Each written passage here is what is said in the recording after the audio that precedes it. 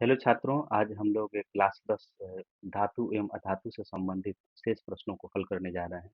तो 11 प्रश्न से हम लोग हल करेंगे। तो आइए 11 प्रश्न को देखते हैं। देखिए प्रश्न है कि सक्रियता श्रेणी में हाइड्रोजन के ऊपर के धातु अम्लों से अभिक्रिया कर हाइड्रोजन आयन बनाते हैं कि अम्लों से अभिक्रिया कर हाइड्रोजन गैस बनाते हैं कि साधारण ताप पर जल से अभिक्रिया करते हैं कि इनमें से कोई नहीं। तो सबसे पहले तो यह जानकारी हम लोग को होना चाहिए कि जो सक्रियता श्रेणी क्या है। तो सक्रियता श्रेणी जो है एक ऐसी श्रेणी होती है जिसमें धातुओं को उनकी क्रियाशीलता के आधार पर अवरोही क्रम में व्यवस्थित किया जाता है। जैसा कि आप सबों के सामने एक लिस्ट हम यहाँ पर डाले हुए हैं। उसमें आप देख रहे हैं कि सबसे सक्रियता श्रेणी में उच्च स्थान पर पोटेशियम है और सबसे कम सक्रियता श्रेणी में आपको गोल्ड हो गया। तो प्रश्न के अनुसार कह रहा है कि हाइड्रोजन से ऊपर का धातु अम्ल के साथ प्रतिक्रिया करेगा तो क्या बनाएगा। तो हाइड्रोजन से ऊपर के तो धातु आपको हो गए, लेड हो गया, फेरस हो गया, जिंक हो गया, एल्युमिनियम हो गया, मैग्नीशियम हो गया, कैल्शियम हो गया।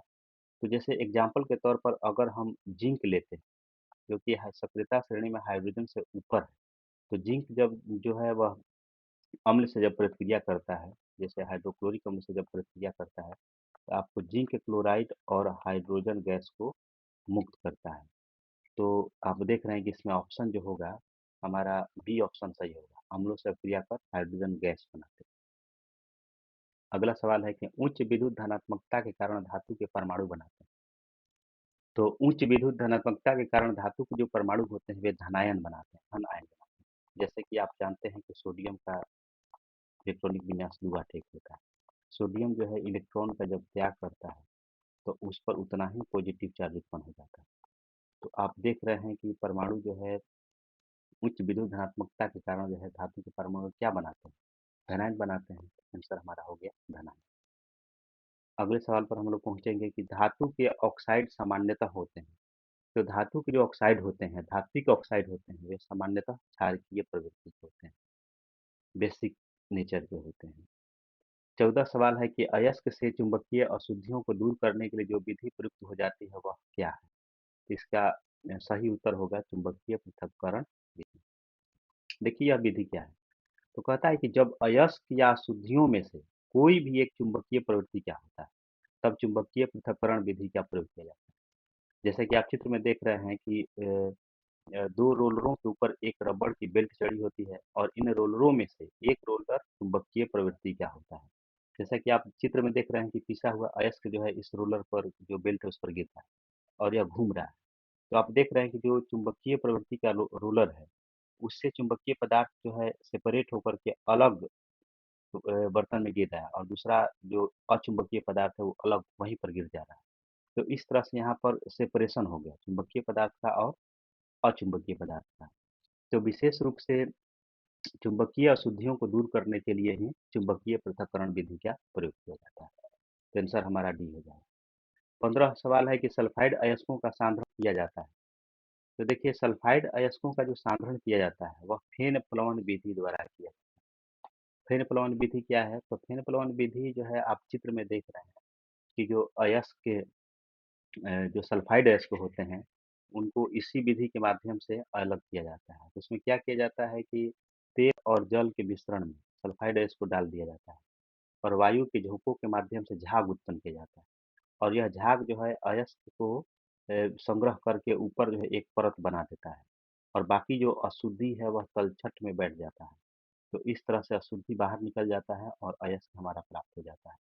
यह विशेष करके सल्फाइड अयस्कों के सांद्रण के लिए ही किया जाता है। जैसे कॉपर पायराइट हो गया, जिंक प्लेट हो गया, इस विधि के प्रयोग द्वारा सेपरेट होते हैं। अगला सवाल है कि निम्नलिखित में से कौन एल्यूमिनियम का मिश्र धातु है? देखिए मिश्र धातु एल्यूमिनियम का कौन सा है। तो पहले एक एक करके हम लोग विचार करेंगे। जैसे मान लीजिए जर्मन सिल्वर। तो जर्मन सिल्वर जो है उसमें आपको तांबा, फिर निकेल और जास्ता, ये तीन चीज से मिलकर के आपको जर्मन सिल्वर बना है, जिसमें लगभग 60% तांबा होता है, 20% निकेल होता है और 20% जस्ता होता है। अगर पीतल ब्रास की बात किया जाए तो कॉपर और जस्ता मिलकर के ब्रास का निर्माण करता है। कांसा में भी आपको, ब्रॉन्ज में भी लगभग कॉपर और टीन के मिश्रण से यह तैयार होता है। अब बारी आती है मैग्नीशियम की। तो मैग्नीशियम के बारे में कहा जाता है कि magnesium is an alloy of aluminium and it contains approximately 95% aluminium and 5% magnesium. तो मैग्नीशियम में अल्युमिनियम और मैग्नीशियम दोनों होता है और उसकी मात्रा जो है मैग्नीशियम में एल्युमिनियम की मात्रा 95% और मैग्नीशियम की मात्रा जो है 5% होती है। बाकी आप देख रहे हैं कि इसमें किसी में भी एल्युमिनियम नहीं। तो एल्युमिनियम का मिश्र धातु कौन हो गया? मैग्नीशियम। आंसर हमारा ये सही होगा। अगले सवाल पर हम लोग चलते हैं। अगला सवाल है कि किसी धातु के परमाणु के बाह्यतम शेल में इलेक्ट्रॉन की संख्या होती है।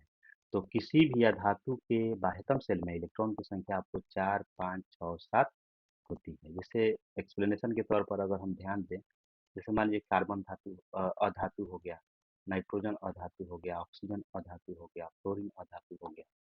तो कार्बन का एटॉमिक नंबर 6 हो गया, नाइट्रोजन का 7 हो गया, ऑक्सीजन का 8 हो गया, फ्लोरीन का 9 हो गया। जब हम लोग इलेक्ट्रॉनिक के स्ट्रक्चर इसका बनाते हैं, इलेक्ट्रॉनिक के कॉन्फ़िगरेशन बनाते हैं, तो यह 2, 4 आपका हो जाएगा, इसका 2, 5 हो जाएगा, इसका 2, 6 हो जाएगा और इसका देखिए 2, 7 हो जाएगा। तो आप देख रहे हैं कि ये सभी अधातु हैं और उनके बाह्यतम कक्षा में 4, 5, 6 और 7 इलेक्ट्रॉन मिल रहे हैं। तो हमारा आंसर क्या हो जाएगा? 4, 5, 6 और 7। अगले पार्ट पर हम लोग अगले क्वेश्चन पर हम लोग चलते हैं। तो देखिए अगला क्वेश्चन क्या है? अगला क्वेश्चन है कि साधारण गंधक किस आणविक स्ट्रक्चर में पाया जाता है? तो साधारण गंधक जो होता है जिसको सल्फर कहते हैं, वह S8 स्ट्रक्चर में पाया जाता है और यह दो तरह का दो तरह की प्रकृति को शो करता है, दो तरह के स्ट्रक्चर को। जैसे आप पहला स्ट्रक्चर आप देख रहे हैं, रिंग स्ट्रक्चर हो गया और यह क्राउन स्ट्रक्चर हो गया। तो इसमें कहा जाता है कि जो सबसे ज़्यादा आपको स्टेबल होता है वह क्राउन वाला होता है। तो कोई पूछे कि साधारण गंधक किस आणविक स्ट्रक्चर में पाया जाता है, तो आपका उत्तर होगा S8। सॉरी, साथ ही S8 में सल्फर की जो ऑक्सीडेशन नंबर होता है वह 0 होता है। अगले सवाल पर हम लोग जाते हैं, लास्ट सवाल पर। फास्फोरस का आणविक सूत्र होता है। तो फास्फोरस का जो आणविक सूत्र होता है वह P4 होता है। कितना होता है? P4। आप स्ट्रक्चर यहाँ पर देखते हैं। फास्फोरस जो है मेनली एग्जिस्ट करता है 3 इलेक्ट्रॉपिक फॉर्म में, जैसे red phosphorus, white phosphorus, black phosphorus. तो उसका जो मोलिकुलर स्ट्रक्चर होता है इस तरह से होता है और संरचना जो होती है जैसा कि आप चित्र में देख रहे हैं। और सूत्र जब भी कहेगा कि इसका मोलिकुलर फार्मूला क्या होता है तो आप उत्तर देंगे P4। यहाँ पर हमारा सही ऑप्शन हो जाएगा डी। तो इस प्रकार हम लोग 11 से लेकर के 20 तक के प्रश्नों को हल किए। इस तरह से हम लोग फिर आगे हल